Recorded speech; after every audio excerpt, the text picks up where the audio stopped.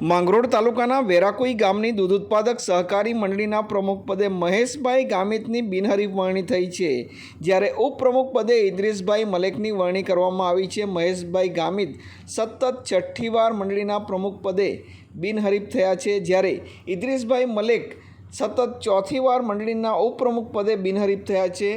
પશુપાલકો સભાસદો દ્વારા તેઓમાં વિશ્વાસ વ્યક્ત કરવામાં આવ્યો છે અને ફરી એકવાર મંડળીનું સુકાન તેઓને સોંપવામાં આવ્યું છે। મંડળીના પારદર્શક વહીવટને કારણે મંડળી સતત પ્રગતિ કરી રહી છે।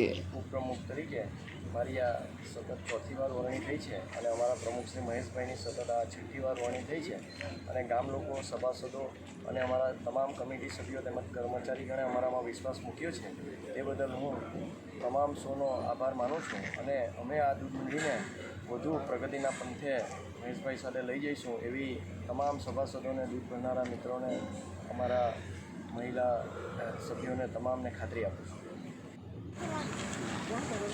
આજરોજ